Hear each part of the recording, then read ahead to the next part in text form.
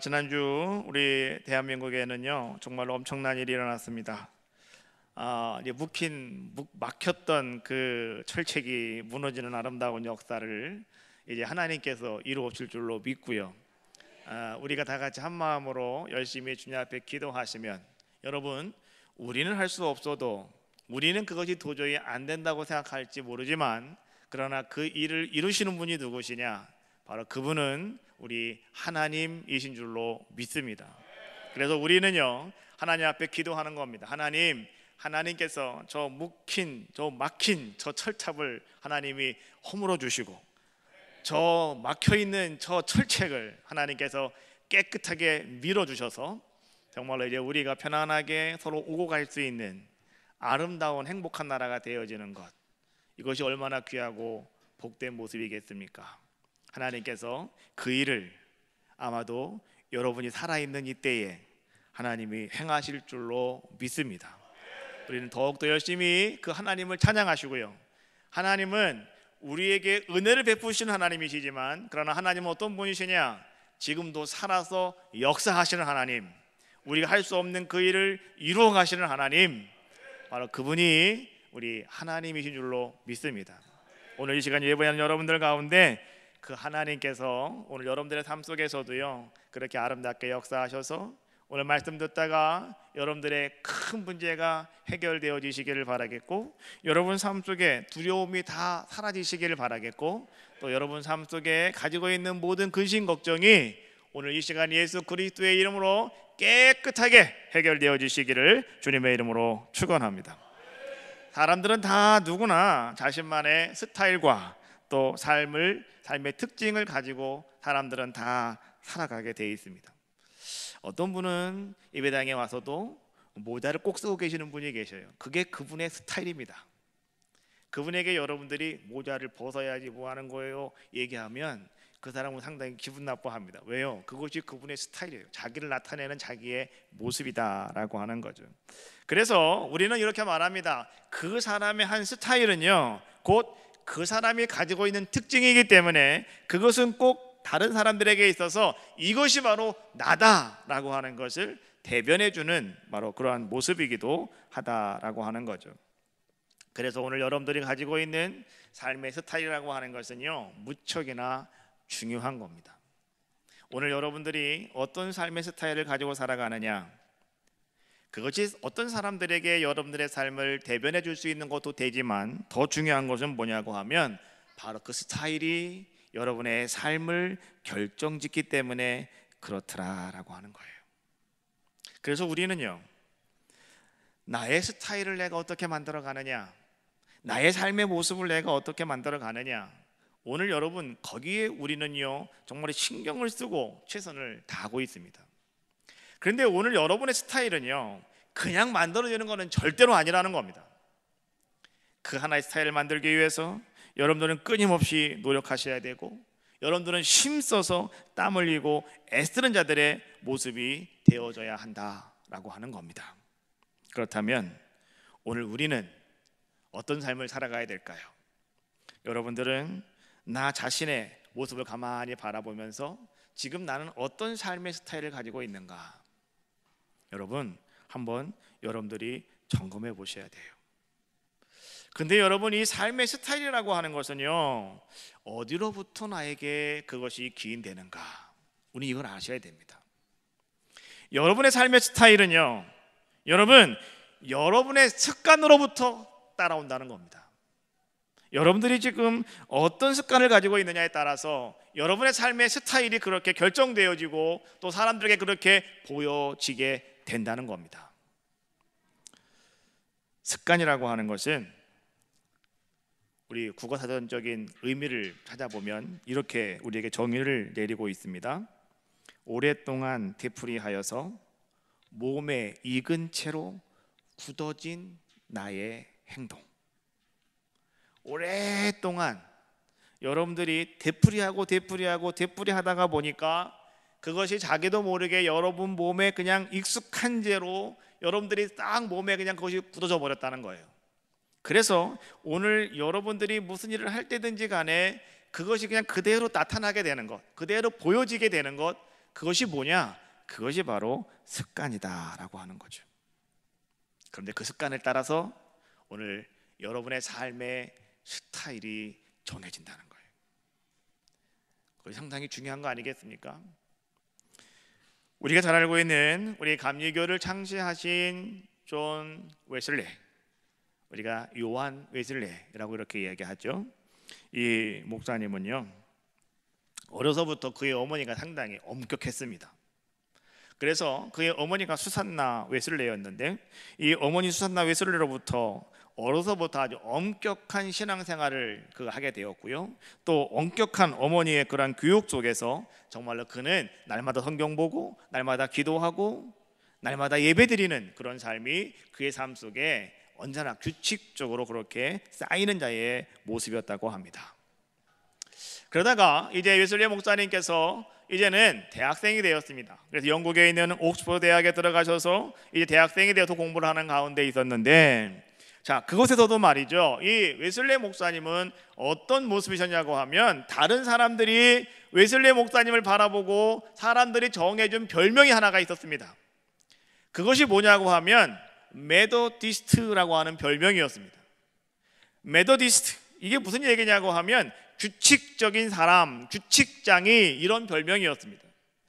이 웨슬레 목사님은요, 어려서부터 자기 어머니의 그러한 철저한 신앙교육을 받으며 자라났기 때문에 그는요, 기도하고 예배하고 하나님 말씀을 읽고 또 그가 언제나 모든 일을 행하는 모든 것들이 그의 삶 속에 다 습관처럼 되어져 있기 때문에 그가 대학생이 돼서 옥스퍼드 대학에 가서 공부하면도 말이죠, 그는 성경 말씀 읽고 하나님 말씀을 묵상하고 또 성경을 공부하고 기도하고 예배하는 것들이 언제나 규칙적으로 이루어지고 있더라는 겁니다.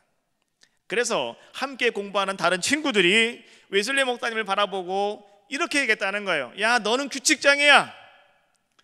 저기 규칙장애가 저기 온다. 저기 규칙장애 지나가네. 사람들은 그렇게 말하면서 규칙장애 이렇게 얘기했다는 거예요.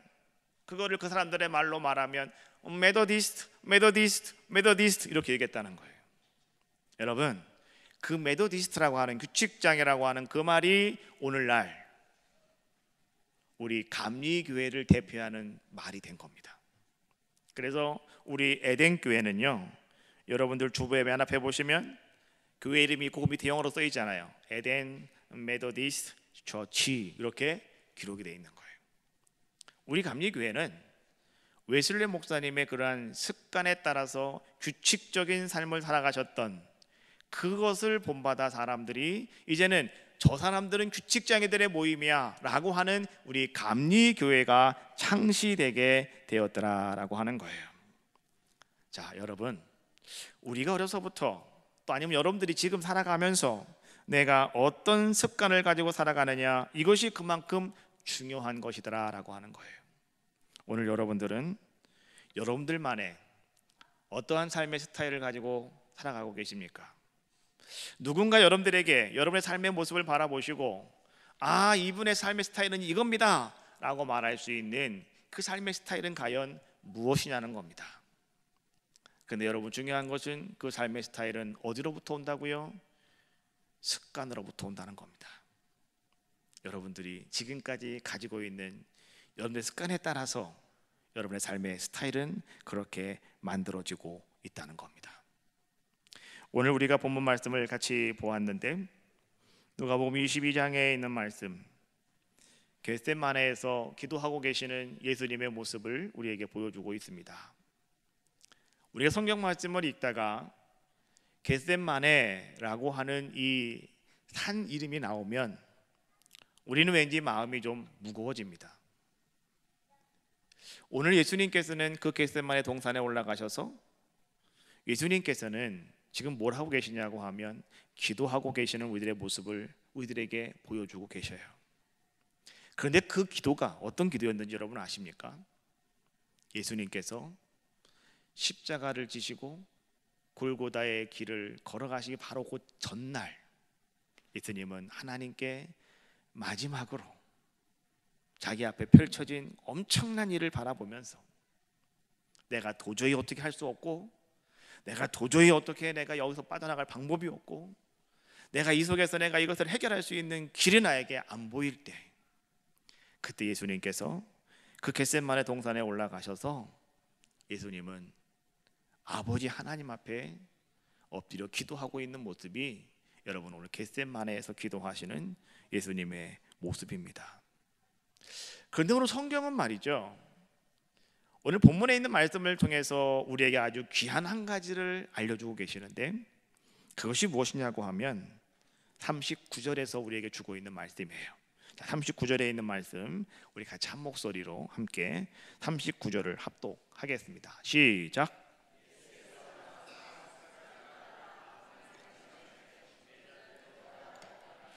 예수께서 나가사 무엇을 따라? 습관을 따라 어디에 가셨다고요?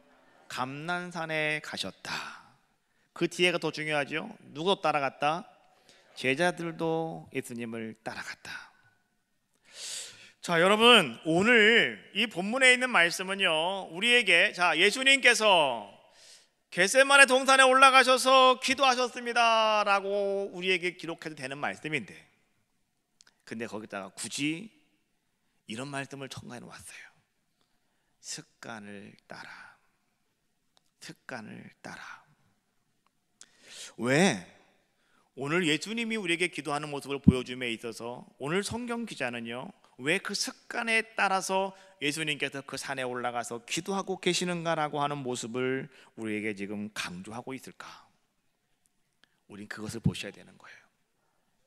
여러분, 오늘 예수님의 습관을 따라서 기도하러 올라가시는 그 예수님을 제자들이 따라 함께 올라갔던 것처럼, 오늘 여러분들이 예수님처럼 엎드려 기도하는 습관을 가지고 있을 때 그 속에서 살아계신 우리 하나님은 역사하실 것이고, 또 살아계신 그 하나님께서는 오늘 기도하는 그 습관을 가지고 있는 여러분들의 그 아름다운 삶의 모습을 가장 귀하고 아름다운 삶의 스타일로 하나님은 만들어 주신다는 겁니다. 그래서 오늘 우리는요, 어떠한 모습을 우리는 가지고 살아가야 될까? 예수님이 우리에게 지금 강조하고 계시는 그 좋은 습관을 우리도 따라가야 되겠다.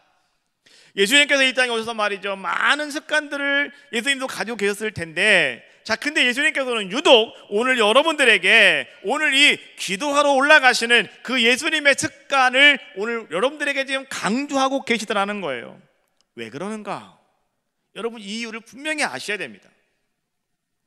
예수님께서 여러분들에게 말이죠, 밥은 이렇게 먹는 거다, 그 습관을 여러분들에게 보여주시는 것이 아니라, 사람들은 이렇게 만나는 거다, 그 사람들을 만나서 사람들과 함께 비즈니스하는 모습을 우리에게 보여주시는 것이 아니라, 예수님께서는 기도하는 모습을 우리에게 보여주시는데, 그런데 그 기도하는 모습이 무엇을 따라갔다고 말씀해주고 있냐고 하면 습관을 따라 주님은 동산에 올라 기도하셨다라고 성경은 우리에게 강조하고 계시더라는 거예요. 여러분, 우리가 어떤 사람을 따라갈 때 다 사람들은 따라가는 사람을 닮게 되어 있습니다. 여러분 집에서 아이들을 가만히 바라보세요. 여러분 부모님들이 행하는 습관을 아이들은 자기도 모르게 따라합니다. 그래서 아이들이 걸어가는 모습을 보면은 아빠가 말이죠, 이렇게 뒷장을 지고 걸어가면 할아버지가 뒷장을 지고 걸어다니는 걸 아이들이 바라보면 그 조그만 아이들이 할아버지를 따라서 그대로 걸어다닙니다. 그렇잖아요. 그러니까 부모님들이 하고 있는, 어르신들이 하고 있는 그 습관을 아이들은 그대로 보고 따라한다는 거예요. 그래서 우리가 어떤 습관을 바라보고 있으면 여러분들도요, 그 사람의 습관을 여러분 따라가게 돼 있다는 거예요. 그런데 오늘 여러분들이 그것이 좋은 습관이라고 한다면 여러분들은 아무 문제가 없겠지만, 그러나 그것이 오늘 여러분들에게 나쁜 습관이라고 한다면, 악한 습관이라고 한다면 여러분 어떻게 되겠습니까? 우리는 그것을 버릴 줄 아는 자들의 모습이 되어야 되겠죠. 오늘 여러분도요, 성경에서 오늘 예수님께서 오늘 여러분들에게 이러한 습관을 따라하라고 예수님은 여러분들에게 그 모습을 지금 보여주고 계시는 거예요.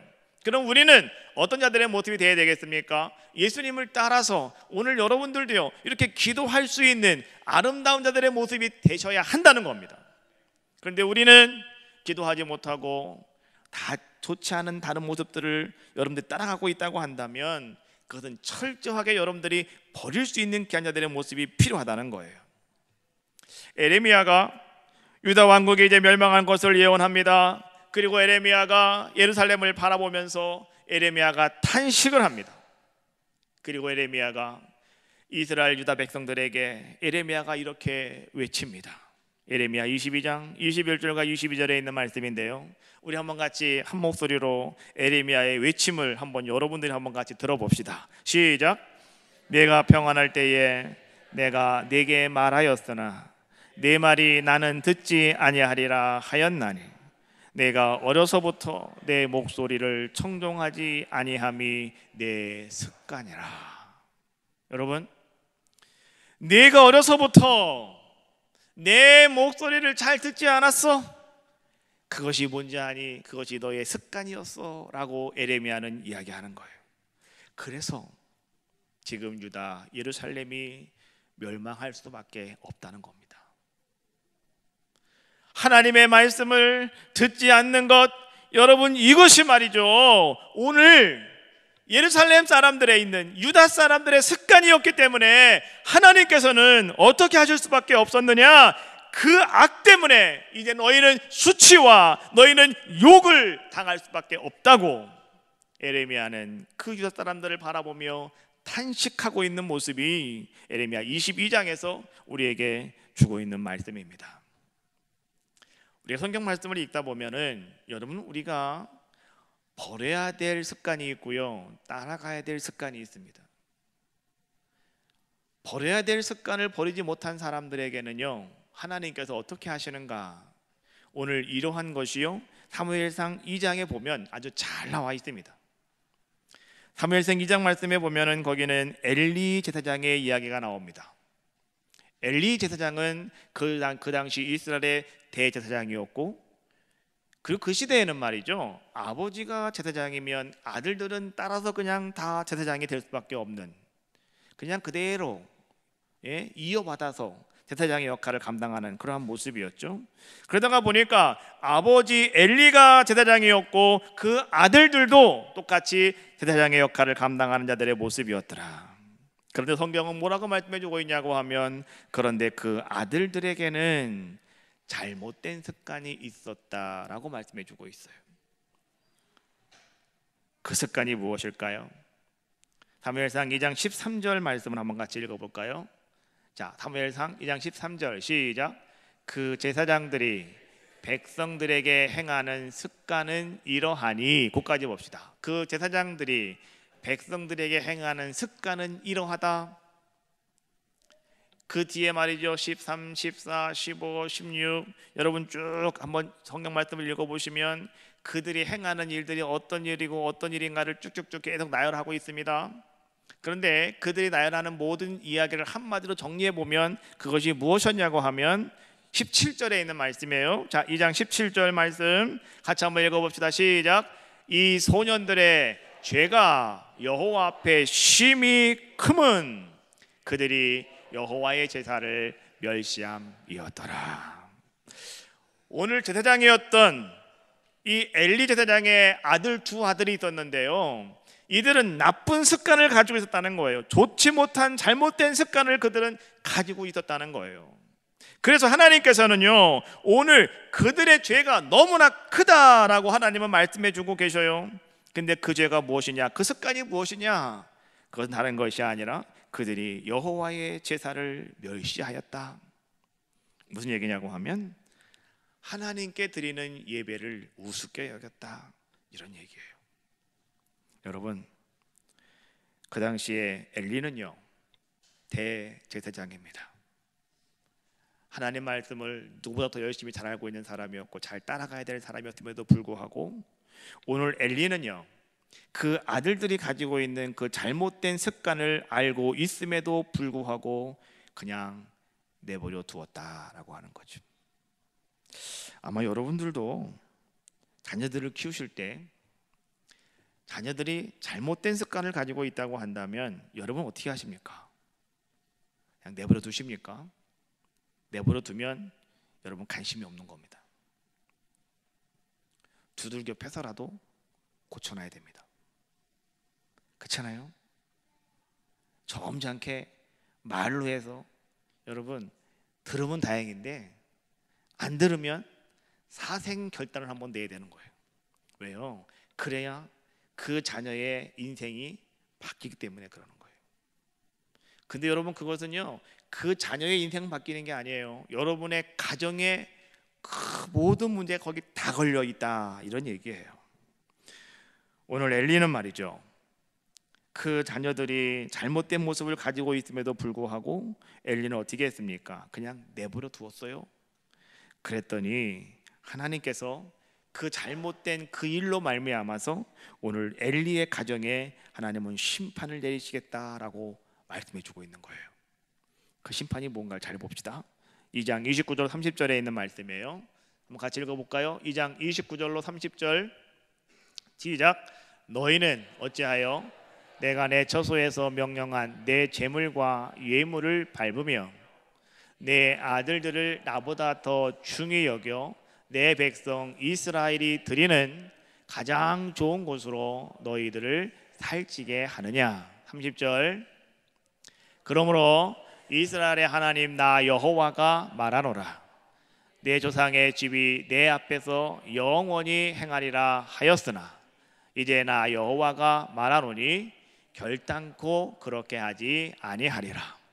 나를 존중히 여기는 자를 내가 존중히 여기고 나를 멸시하는 자를 내가 경멸하리라. 할렐루야.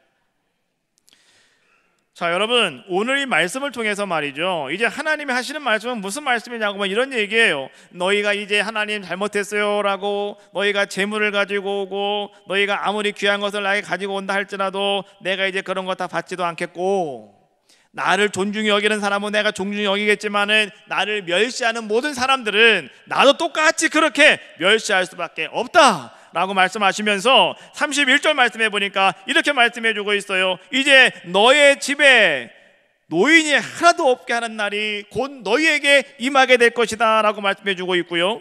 3장 14절 말씀해 보니까 그러므로 엘리의 집의 제약은 재물이나 예물로나 영원히 속함을 얻지 못하리라 라고 이렇게 말씀해 주고 계시더라는 거예요. 여러분 잘 들으십시오. 우리의 잘못된 습관 하나가 오늘 엘리의 온 가정을 완전히 망가뜨려 버리고 말았다는 거예요. 하나님께서는 그래서 말이죠 그 엘리의 가정을 어떻게 하나님은 심판하시는가? 열왕기상 4장 17절로 19절 말씀해 보니까 성경이 이렇게 기록하고 있습니다. 엘리의 두 아들 홈리와 비느하스는 전쟁터에 나가서 죽임을 당하였고 엘리는 벗개를 빼앗겨 가지고 의자에 앉아 있다가 넘어져서 목이 부러져 죽었고 며느리 비느하스의 아내가 잉태하여서 아기를 낳는데 아기의 이름을 이가봇이다 라고 이렇게 정했죠. 그 뜻이 무엇이냐? 하나님의 영광이 우리 가정에서 떠났다 라고 하는 이름의 뜻이다 라고 성경은 우리에게 분명하게 말씀해 주고 있는 거예요. 오늘 여러분들은 어떻게 하시겠습니까? 우리는요 예배에 성공하는 아름다운 습관을 여러분들이 가져야 된다는 겁니다. 오늘 여러분들은요 예배에 성공하는 삶의 스타일이 오늘 여러분 삶 속에 그냥 드러나는 자들의 모습이 되어져야 한다라고 하는 거예요. 예배를 멸시하는 사람, 예배를 멸시하는 삶의 스타일을 가지고 있거나 예배를 여러분들이 우습게 여기는 습관을 가지고 있다면 오늘 여러분들에게도요 엄청난 심판이 다가오고 있다라고 하는 사실을 우리는 분명히 기억하자라고 하는 거예요. 그래서 히브리서 10장 25절 말씀해 보니까 성경은 이렇게 말씀해 주고 있습니다. 모이기를 패하는 어떤 사람들의 습관과 같이 하지 말고. 여러분 오늘 여러분들은요 모이기를 패하는 어떤 사람들과 같이 여러분 그런 습관들과 같이 하지 말아라 라고 말씀해 주고 있는 거예요. 오늘 여러분의 삶 속에 여러분 예배를 멀리하고 예배를 패하는 여러분들의 습관을 여러분 속에 있다고 한다면 그것을 다 벗어버리시고 오직 여러분들은요 이제 하나님께서 기뻐하시는 여러분 정말로 예배의 삶이 성공하는 삶의 스타일, 예수님처럼 여러분들도 기도가 늘상 여러분 삶 속에 아름답게 드러나는 기도의 스타일, 또 여러분들이 나가서 열심히 복음을 전하며 사람들에게 구원의 아름다운 역사를 이뤄나갈 수 있는 전도의 스타일, 여러분 이런 삶의 스타일이 오늘 여러분들의 삶의 습관이 되어진다면 아마도 주님은 여러분들을 축복하실 것이고 주님은 여러분들 통해서 귀하고 아름답게 역사하여 주실 줄로 믿습니다. 다윗이라고 하는 왕은요, 너무나도 훌륭한 왕이죠. 근데 그 다윗이 한 번은 이 자기를 죽이려고 하는 사울 왕의 칼날을 피해서 어느 곳이나 다 가서 숨어봤습니다. 동굴에도 숨어보고 땅속에도 숨어보고 산에도 숨어보고. 근데 다윗이 더 이상 갈 곳이 없어요. 사울 왕이 군대를 이끌고 또 따라다니는데 말이죠, 다윗이 더 이상 숨을 데가 없는 거예요. 그래서 다윗이 살기 위해서 할 수 없이 어디로 가느냐고 하면 그 당시 이스라엘과 적대국이었던 블레셋이라고 하는 땅으로 다윗이 숨어 들어갑니다. 여러분, 다윗이 어릴 때 골리앗과 싸웠죠? 그 골리앗이 어디 나라 사람입니까? 바로 그 블레셋 사람이었습니다. 블레셋 사람들에게 있어 다윗은 아주 유명한 사람입니다. 우리나라에서 이번에 보니까 김정은도 유명한 사람이지만 그 동생 김여정이 더 유명한 사람이 됐더라고요. 그래서 여러분 모르는 사람 없어요. 다 알더라고요. 마찬가지로 그 블레셋 사람들에게 있어서 다윗은요, 모르면 간첩입니다. 왜요? 자기들의 위대한 장수를 돌 하나로 무리친 사람이기 때문에. 그래가지고 다윗 때문에 블레셋 나라가 큰 엄청난 충격을 받았단 말이에요. 그래서 블레셋 사람들에게 있어 다윗은요, 정말로 누구나 다 알고 있는 그런 자의 모습이었는데 다윗이 그 나라로 도망간 거예요. 그 당시에 왕이 아기스라고 하는 블레셋의 왕이 있었는데요, 그 왕에게 가서 다윗이 내가 왕에게 충성하겠습니다. 나를 좀 받아주십시오. 내가 갈 데가 없어요. 내가 당신에게 충성 다 할게요. 그래서 이 아기스 왕이 말이죠, 그 다윗을 받아줍니다. 그리고 시글락이라고 하는 성을 하나 내줍니다. 그래서 다윗이 그 성에 들어가서 말이죠, 1년 4개월을 살면서 다윗이 그래도 내가 저 아기스 왕에게 내가 충성하는 모습을 보여줘야 되겠다, 이런 생각이 들어서 말이죠, 그 근방에 있는 그스리라든지 아니면 기르스라든지 아니면 아벨렉 이런 사람들을 가서 막 치는 겁니다. 그래가지고 거기서 가서 물건들을 다 빼앗아다가 이제는 이 블레셋 왕 아기스에게 갖다가 바치는 겁니다. 왜요? 자기 충성심을 보여줘야 되니까. 그러니까 아기스가 너무너무 좋아하겠죠. 그런데 말이죠, 우리가 그 말씀을 쭉 읽다가 보면 성경 사무엘상 27장 11절 말씀에 보니까 거기 이런 말씀이 나옵니다. 다윗이 그 남녀를 살려 가드로 데려가지 아니한 것은 그의 생각에 그들이 우리에게 대하여 이르기를 다윗의 행사가 이러하여 블레셋 사람의 지방에 거하는 동안에 이같이 행하는 습관이 있다 할까 두려워함이었더라. 여러분, 이게 무슨 말이냐고 하면 그 당시의 전쟁은 나가서 전쟁을 하지 않습니까? 우리가 이겼잖아요. 그러면 그 진 팀, 그 진 나라의 남자들은 다 죽여버립니다. 남자는 다 죽여요. 20세 이상은 다 죽인다고. 그리고 여자와 아이들은 살려줍니다. 그리고 다 끌고 옵니다. 뭐 하려고요? 일 시키려고, 종 만들려고, 노예 만들려고 다 들고 온다는 거예요. 블레셋도 마찬가지였습니다. 블레셋 사람들도 말이죠, 이 전쟁을 잘하는 이 사람들, 해적질을 하는 사람들이잖아요. 이 사람들이 그러니까 싸우면 능통한 사람들이거든요. 그래서 이 사람들이 가서 이렇게 전쟁을 하고 나면 남자들은 다 죽여버리고 여자들과 아이들만 다 끌고 오는 거예요. 근데 다윗은 전쟁터에 나가서 이기잖아요. 그러면 남자도 죽이고 여자도 죽이고 아이들까지 다 죽였다는 거예요. 우리가 이야기를 들으면 야, 다윗은 정말로 참 악독한 사람이구나, 아우 다윗 악랄한 사람 같아 생각할 수가 있잖아요. 근데 성경이 지금 얘기하는 것은 이런 얘기예요. 다윗이 왜 그렇게 했는가? 그 이유는 한 가지였다는 거예요. 나중에 다윗이 다시 이스라엘 돌아오게 될 것이고 이스라엘 돌아왔을 때 이스라엘 백성들이 나중에 다윗을 바라볼 거 아니겠습니까? 근데 그때 다윗이 말이죠, 사람들이 다윗을 볼 때 이렇게 얘기한다는 거예요. 저 다윗이 저 블레셋 나라에 들어가 가지고 자기 생명 유지하겠다고 거기서 1년 4개월 동안 살다가 오더니, 다윗이 그 땅에 가가지고 거룩하지 못한 사람들과 함께 살다가 오더니 저것 봐라 저것 봐라, 그들하고 똑같이 한다야, 똑같은 습관을 가지고 있다야, 이런 얘기를 다윗은 듣기 싫었다는 거예요. 그래서 다윗은 할 수 있는 게 전쟁밖에 없잖아요. 그러니까 전쟁터에 나갔을 때 다윗은 블레셋 사람들처럼 남자만 죽이고 아이들과 어린이를 데려오는 것이 아니라 다윗은 자기 스타일대로 다윗은 모든 것들을 다 처리해버리고 말았다는 거예요. 여러분, 여기서 여러분들이 말이죠, 다윗의 그 모습을 보면서 다윗이 인정사정 없구나 이걸 보시는 게 아니라, 여러분들은 뭘 보셔야 되냐고 하면, 오늘 다윗이 그렇게 단호하게 블레셋 사람들의 습관을 잘라버렸다라고 하는 것, 이것이 중요하다는 거예요. 오늘 하나님께서도요, 오늘 여러분들을 통해서 하나님이 보시려고 하는 것이 뭐냐고 하면 바로 그거예요. 오늘 여러분들이 가지고 있는 잘못된 습관들, 악한 습관들, 여러분 누군가를 비방하고 누군가를 말해 여러분들이 욕하고 여러분들 누군가의 얼굴을 찡그리고 이런 여러분들의 모든 그런 습관을 가지고 있다고 한다면, 오늘 여러분들은요, 이러한 모든 습관들을 어떻게 하셔야 되겠느냐? 과감하게 잘라버릴 수 있는, 과감하게 그것을 다 버려버릴 수 있는 그러한 모습이 우리에게 필요하다는 겁니다. 그때 하나님은 다윗을 축복하셨던 것처럼, 다윗을 하나님이 인정하셨던 것처럼, 하나님은 여러분들을 인정하시고 하나님 여러분들을 축복하는 귀한 자의 모습으로 삼아 주신다는 겁니다. 오늘 지금 여러분들은 어떤 습관을 가지고 계십니까? 여러분, 예수님을 따라서 제자들이 함께, 예수님의 습관을 따라서 제자들이 함께 산에 올라가 기도했던 것처럼, 오늘 여러분들도요, 예수님의 습관을 따라서 오늘 여러분들도 이 성전에 올라와 간절히 기도한 일에 힘쓰시는 여러분들의 귀한 모습이 다 되시기를 주님의 이름으로 축원합니다. 여러분, 기도하시다가 땀이 이 땅에, 땀이 이 성전에 떨어져야 되겠고요. 여러분, 기도하다가 눈물이 이 성전에 떨어져야 되겠고요. 여러분, 기도하다가 여러분의 콧물이 이 성전에 떨어져야 되겠고요.